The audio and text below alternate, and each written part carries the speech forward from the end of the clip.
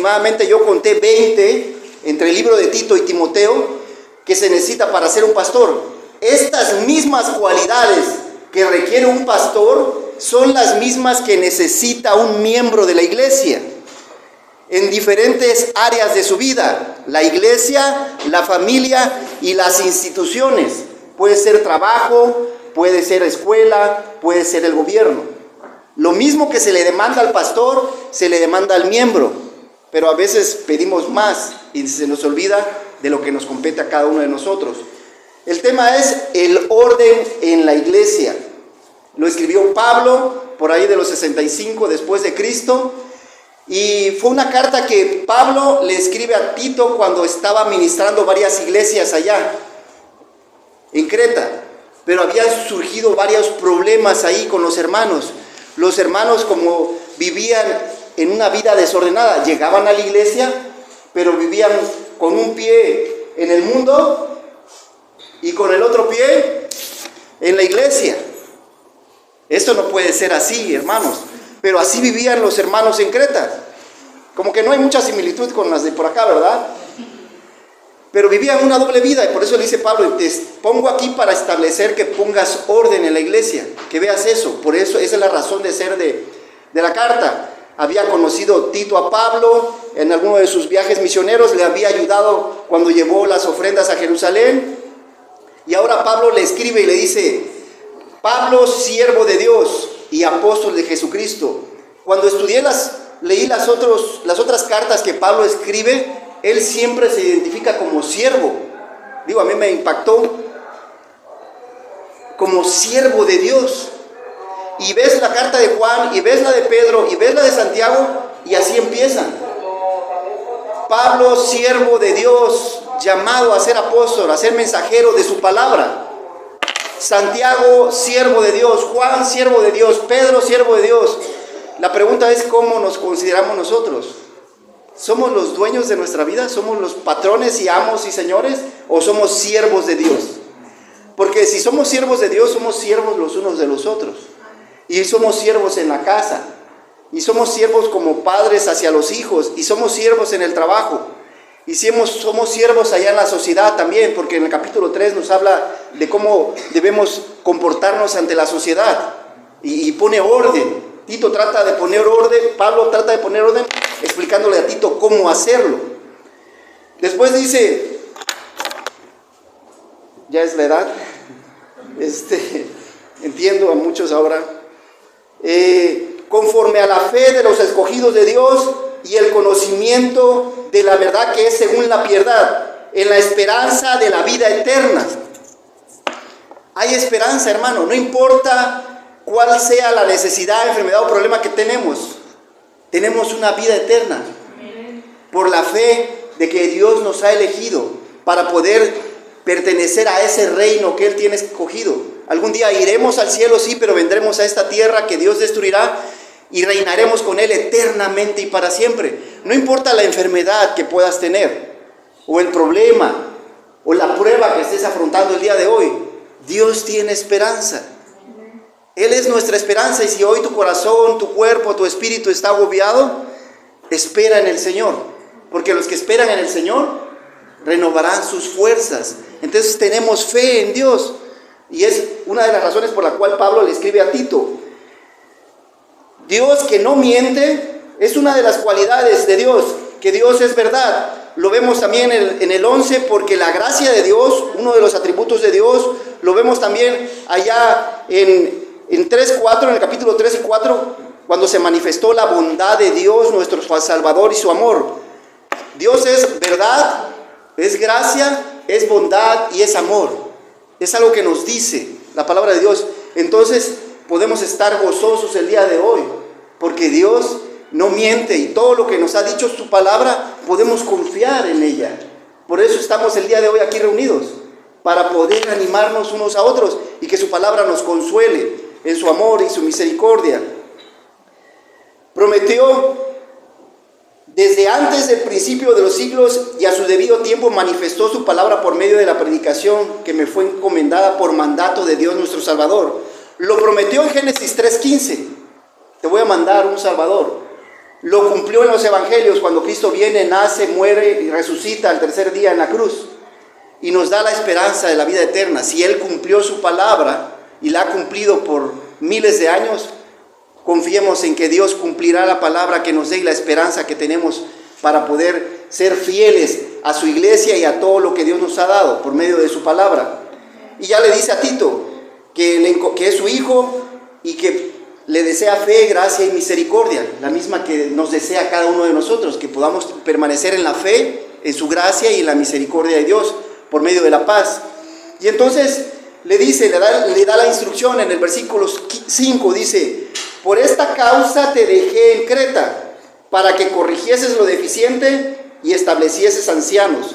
Habían problemas en la iglesia, personas liderando que no deberían estar liderando por su comportamiento, porque no cumplían los requisitos de un anciano. Entonces le dice: por eso te dejé ahí, para que establezcas, para que pongas orden y establezcas ancianos. No dice anciano, dice ancianos en pluralidad, como muchos otros pasajes. Cuando habla de las iglesias se refiere hacia ancianos en las iglesias, no se refiere solamente a uno, ¿verdad? Habla de pluralidad. Y cuando habla de un solo anciano es cuando habla del Señor Jesucristo o del cargo en sí. Entonces da una lista. Dice, cuando estudiamos el libro de Timoteo y Tito, surgen 20 requisitos para ser un anciano: irreprensible, marido de una sola mujer, sobrio, prudente, decoroso, hospitalario, apto para enseñar, no dado al vino, no soberbio, no iracundo, no pendenciero, amable, apacible, no codicioso de ganancias deshonestas, que gobierne bien su casa, que tenga buen testimonio, amante de lo bueno, justo, santo y no un neófito. Y pongamos atención a estas 20 cualidades, porque no solamente es para nosotros, pero para los ancianos, es para toda la iglesia y para cada miembro, si deseamos ser cristianos maduros. Porque ya después en el capítulo 2 y 3, cuando le habla a las ancianas cómo debe comportarse, y a los ancianos les repite las mismas cualidades. No trae otras cualidades, son las mismas cualidades que como ancianos, como jóvenes, como siervos en el trabajo debemos emular. No es algo extraño, es exactamente lo mismo. Entonces, ¿quién es una persona irreprensible? Que tenga una buena reputación. Sus vecinos, su familia, los hermanos de la iglesia lo conocen, que tiene un buen testimonio, que es una buena persona, que se puede hablar bien de él. Gracias, pastor. Marido de una sola mujer. Marido de una sola mujer. No quiere decir que obligatoriamente esté casado el anciano, puede ser soltero. Pero dice que cuando esté casado, que viva en pureza moral. Porque en ese tiempo, en el tiempo de Pablo y de Tito, había una costumbre de tener 3 mujeres. La mujer que te daba hijos, con la que te casabas, y lo hacías por interés, por el capital, porque era pudiente o tenía mucho dinero. La esclava, que era para complacerte, y la amante, que estaba en el culto de los ídolos, para poder adorar de esa manera a los ídolos de una manera inmoral. Eran 3 mujeres que tenías derecho. Por eso les está diciendo Pablo a Tito esto. Pero nos referimos a que debemos ser fieles a nuestra mujer, no por otra cosa. Sobrio, guardando sus palabras y acciones. Una persona centrada, lo contrario a una persona que no es sobrio, ¿qué es? Una persona ebria, ¿verdad? Que sus palabras no concuerdan, su forma de ser, dice una cosa, hace otra cosa. Que lo que diga lo haga. Prudente, sabio y humilde, que conozca la palabra, que sea una humildad, si es necesario limpiar la iglesia, si es necesario ir a trabajar a una misión, si es necesario visitar, que tenga esa prudencia para hablar, decoroso en su forma de vestir, con su esposa, con sus hijos, hospitalario, que pueda recibir a la familia, a los amigos, a vecinos, al extraño, porque es un sinónimo de madurez.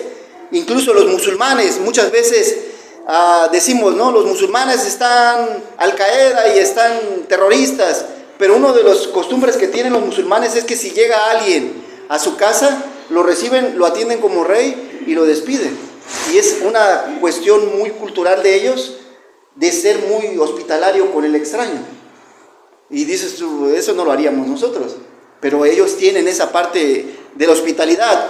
Apto para enseñar, un maestro que comunica la verdad de forma sensible, que se ha preparado y que tiene el corazón para hacerlo, no dado al vino, no es adicto a ninguna sustancia, alcohol, drogas, marihuana, cigarros y bueno, no sé qué tantas sustancias hay el día de hoy, diazepam. El día de hoy muchas personas ya han cambiado todo eso por pastillas psicotrópicas que también tienen el mismo efecto.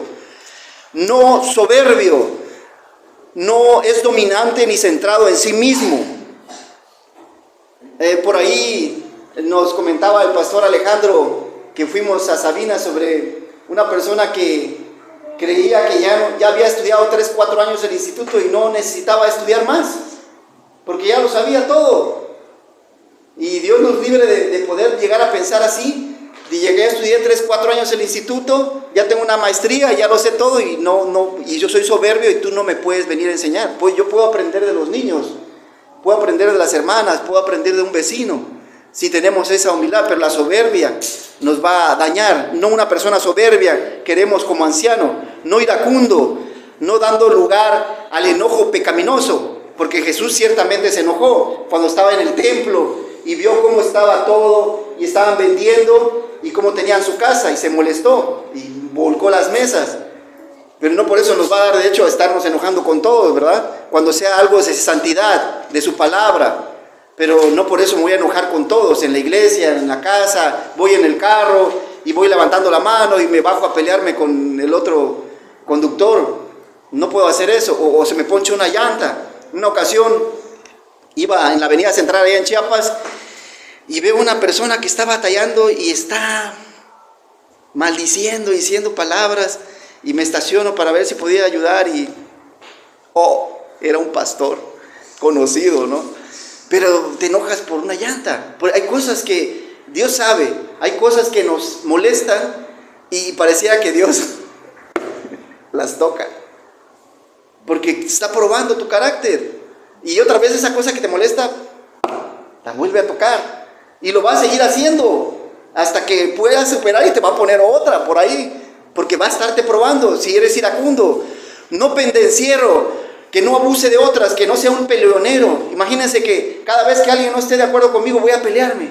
No está de acuerdo conmigo mi pareja, no están de acuerdo conmigo mis hijos, no está de acuerdo conmigo.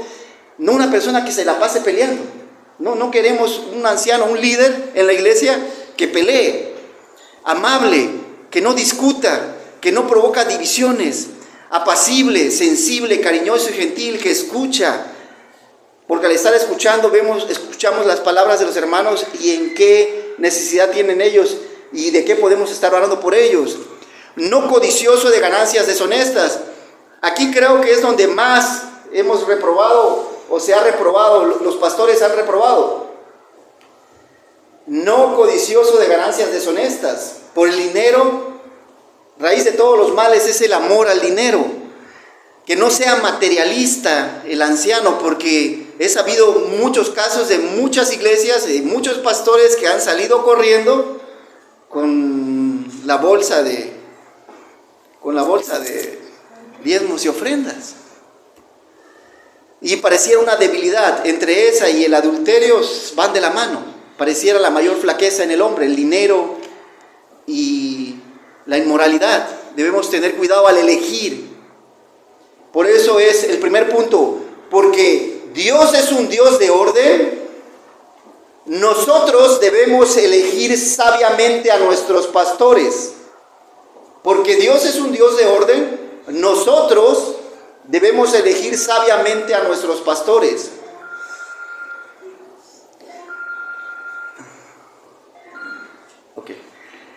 Que gobierne bien su casa, que sea un buen esposo, un buen padre.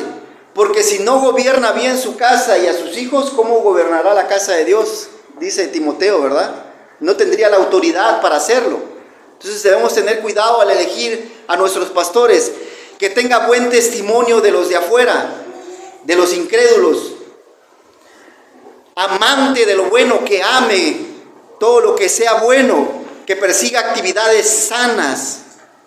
Justo, sabio, con discernimiento, sin prejuicios, leal a la iglesia, leal a la palabra, leal a la mujer, leal a los hijos, leal al trabajo, santo, devoto, consagrado y recto, delante de Dios, apartado del pecado y que se acerque cada más vez a Dios. No un neófito. ¿Qué significa no un neófito? no un recién convertido, no uno que lleva 2, 3 semanas y quiera levantar la mano y dice, yo quiero ser anciano. Oye, hermano, espérate, ¿no? Y de ahí, en el capítulo 1, versículo 10, dice, da el por qué. Primero da una lista de cómo deben ser los ancianos, y después del 10 al 16 dice por qué. Porque hay falsos maestros, porque hay aún muchos contumaces, habladores de vanidades, engañadores, mayormente lo de la circuncisión. En ese tiempo, en estas iglesias se habían levantado los judaizantes, que si querías ser parte de la iglesia tenías que circuncidarte y también llevar la ley, pero lo hacían con un interés económico, para que los mantuvieran. El mismo problema que había pasado allá en Galacia con los Gálatas estaba surgiendo acá. Entonces le dice, ten cuidado con los falsos maestros, porque buscan ganancia deshonestas, igual que su propio profeta, que dice que son mentirosos como los cretenses, malas bestias, malas personas, glotones y ociosos, que viven para comer y para ser perezosos, porque este testimonio es verdadero, no sediento de fábulas profanas, de historias que, como muchos pastores que se suben al púlpito y nos platican la misma historia siempre, que cuando eran niños, que quemaron su rancho, que dónde vivían y cómo, pero se suben, y cada vez que suben al púlpito nada más es para contarnos una historia, y la palabra de Dios la agarran y la desechan. No queremos este tipo de falsos maestros. ¿Cuál es un falso maestro? El contrario a todo este. Se pueden reprender porque no conocen la palabra doctrinal, no se sujetan, como dice 1 Corintios 13, que somos administradores de la palabra de Dios, y no conocen la palabra de Dios. ¿Cómo quieren enseñarla si no la conocen? Y necesitamos la humildad para conocerla. ¿Cómo son esos falsos profetas? Son infieles a sus mujeres, no son sobrios, son imprudentes, son indecorosos, no les gusta hospedar, no saben enseñar, son dados al vino, se permiten algunas copas, algunos pastores, algunos ancianos, son soberbios, son iracundos, son pendencieros, peleoneros, nada amables, nada apacibles, codiciosos, no gobiernan bien su casa, no tienen buen testimonio, no aman lo bueno, no son ni justos ni santos, y son neófitos en cuanto a la palabra de Dios. Es fácil identificarlos, cuando tenemos una lista, ¿verdad? Entonces, busquemos no tener ese tipo de ancianos, porque todas las cosas son puras para los puros. Estos falsos profetas y falsos maestros profesan conocer a Dios, pero con sus hechos lo niegan, siendo abominables y rebeldes, reprobados en cuanto a toda buena obra. Y el capítulo 2 y 3 nos va a hablar mucho de buenas obras.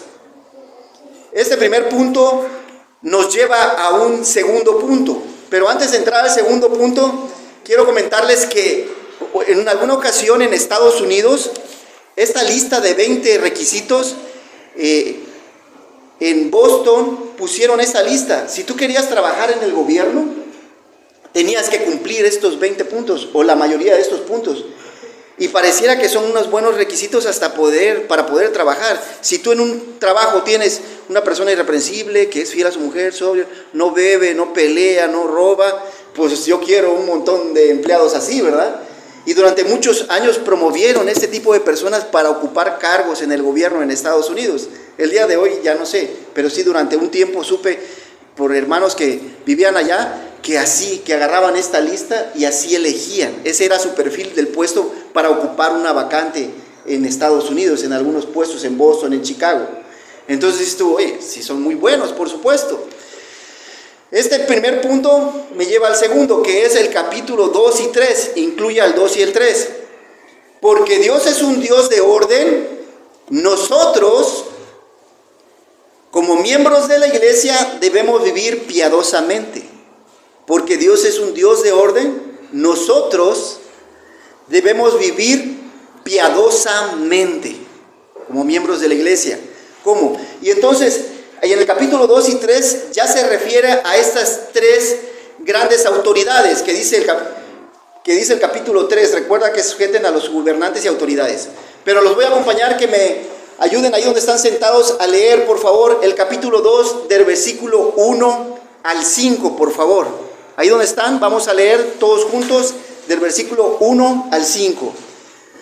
En voz alta dice la palabra de Dios. Pero tú, habla lo que está de acuerdo con la sana doctrina, que los ancianos sean sobrios, serios, prudentes, sanos en la fe, en el amor, en la paciencia. Las ancianas asimismo sean reverentes en su porte, no calumniadoras, no esclavas del vino, maestras del bien, que enseñen a las mujeres jóvenes a amar a sus maridos y a sus hijos, a ser prudentes, castas, cuidadosas de su casa, buenas, sujetas a sus maridos, para que la palabra de Dios no sea blasfemada.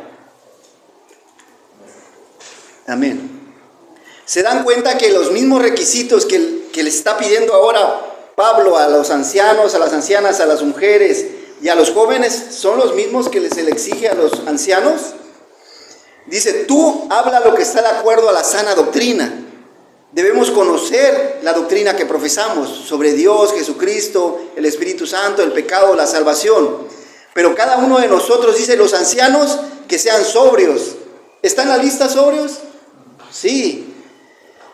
Sean prudentes también, sanos en la fe, en el amor, en la paciencia. Las ancianas sean reverentes, respetuosas en su forma de vestir, en su porte, igual que los ancianos, que no mientan, que no sean esclavas del vino, porque en este tiempo las hermanas de Creta bebían mucho trago porque pues era una forma cultural en Creta, ¿no? Y llegué sabido también de algunas iglesias cristianas el día de hoy que se dan esa permisividad, no debe ser así. Maestras del bien, así deben ser las hermanas, las ancianas, que enseñan a las jóvenes a amar a sus maridos y a sus hijos, a ser prudentes, castas, cuidadosas de su casa, sujetas a sus maridos. Esa palabra no muy les gusta a las mujeres el día de hoy por el feminismo, no tengo la libertad, pero dice ya Pablo que el hombre debe amar a la mujer y la mujer debe respetar al hombre. Habla de sujeción. También habla de sujeción más adelante a los siervos, deben sujetarse a los amos. Cuando trabajamos debemos aprender a sujetarnos en el trabajo y ser agradecidos en el trabajo, y vamos para allá. Y de ahí habla en el versículo 6, exhorta a sí mismo a los jóvenes a que sean prudentes. La misma prudencia que se le pide a los ancianos, pero como que los jóvenes necesitan más prudencia, porque son imprudentes al hablar, al actuar, al pensar, al sentir. Y creo que igual allá vemos en Proverbios, que es prudencia lo que le pedimos a los jóvenes. Presentándote tú, le dice Pablo a Tito, en todo como ejemplo de buenas obras. Nuevamente esa palabra aparece varias veces. Dios nos demanda buenas obras en la enseñanza, mostrando integridad y seriedad. Y de ahí vuelve a usarla en el 9, exhorta a los siervos que se sujeten a sus amos, que agraden en todo, que no sean respondones. En esas tres autoridades, en la iglesia, en la familia y en las instituciones. Voy a hacer un resumen por el tiempo. No defraudando, sino mostrándonos fieles en todo. ¿Y por qué? Después que termina esta parte del versículo 1 al 10, entra un por qué. La razón por la cual nos pide a los ancianos, jóvenes y a las familias, a las parejas, tener la misma actitud o las mismas cualidades. Porque la gracia de Dios, en el 2:11, porque la gracia de Dios se ha manifestado para salvación a todos los hombres, enseñándonos que renunciando a la impiedad y a los deseos mundanos, vivamos en este siglo como sobria, justa y piadosamente. ¿Tiene que ver con los requisitos del anciano? Porque habla de cualidades de un cristiano maduro. No solamente es de un anciano, de un pastor, es de cada miembro. Es una meta para cada miembro, que lo vamos a lograr por medio de la gracia de Dios, por medio de su gracia.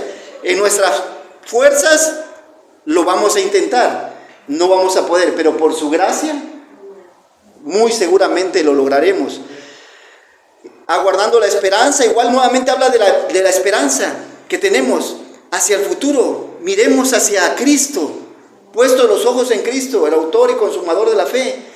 Reinaremos con Cristo en el futuro, tendremos un gobierno perfecto en el futuro, una familia perfecta, una iglesia perfecta. Aunque el día de hoy el agente que Dios utiliza para expandir su reino es la iglesia, por medio de cada familia y cada miembro de la iglesia.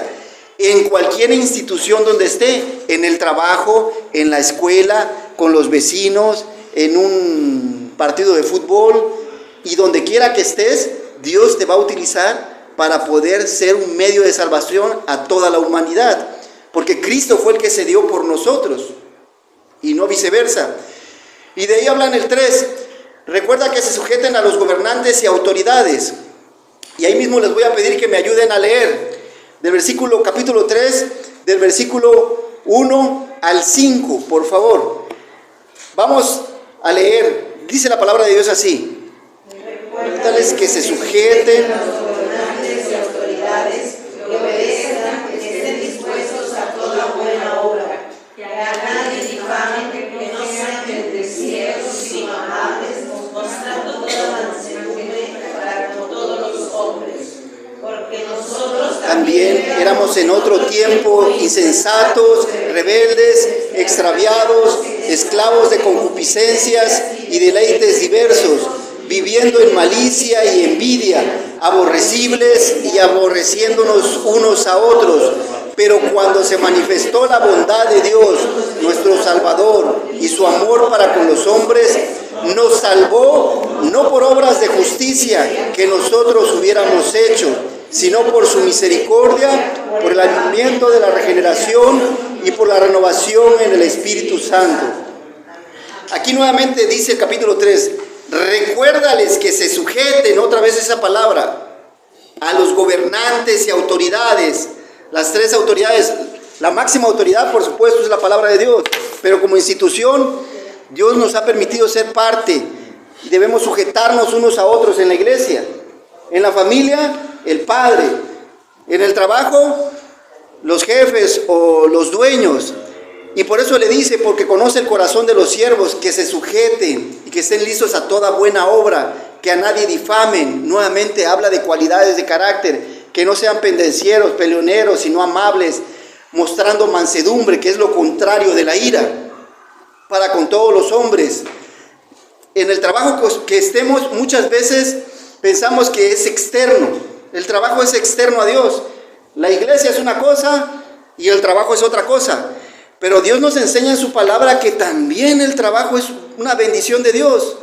Dios empezó como creando por medio de un trabajo y le dio a Adán un trabajo y le dio a Noé un trabajo de hacer un arca y le dio a Abraham un trabajo de hacer una familia por su gracia. Y el día de hoy Dios nos ha dado un trabajo no solamente para comer, sino para dar testimonio de Él por medio de nuestras vidas.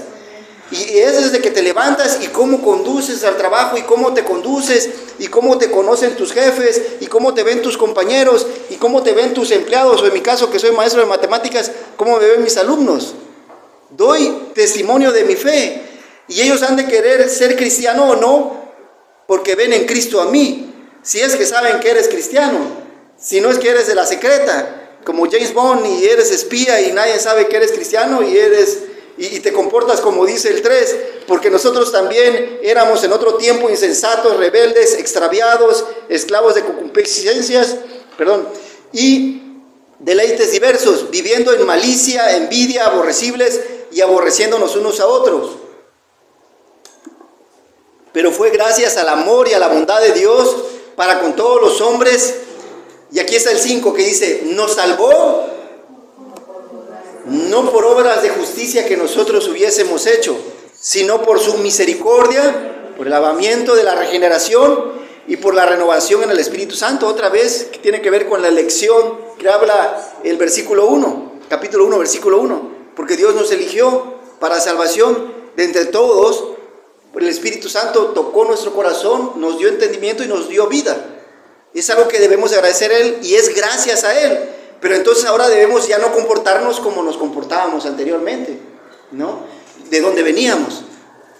De la mentira, del robo, del adulterio, de la fornicación, del alcohol, de las drogas, de donde quiera que Dios nos sacó. No podemos seguir comportándonos de la misma manera estando en la iglesia, porque no es por obras la salvación, pero Dios sí espera un cambio de nosotros. Y está la regeneración, que Dios nos santifica cuando Dios nos regenera, pero también hay una cuestión que es progresiva, que también Dios quiere que tú pongas de tu parte, no para salvación, para nada, para que puedas ser testimonio, para que, como dice Mateo 5, 6, 7, las bienaventuranzas, seamos la sal de la tierra, la luz del mundo, para que podamos ser estandartes, seamos una bandera que diga, yo soy hijo de Dios, ¿no? Podamos ser atalayas que anuncien el evangelio por medio de su vida, porque fuimos justificados por su gracia y somos herederos conforme a la esperanza, nuevamente la esperanza de la vida eterna, que hemos de reinar con Cristo.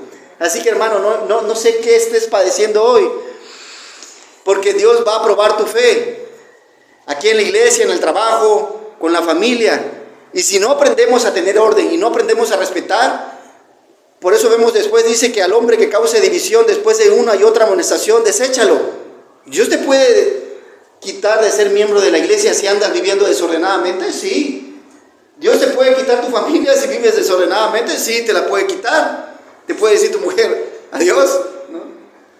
En el trabajo, si tú vives desordenadamente y empiezas a meter mano a la bolsa y a la caja y empiezas a hacer cosas inapropiadas, te pueden correr. O a menos que seas el dueño, pues, porque de otra manera. Entonces tenemos que ser ordenados, no solamente por causa de propio interés, sino porque damos testimonio de Dios y somos hijos de Dios.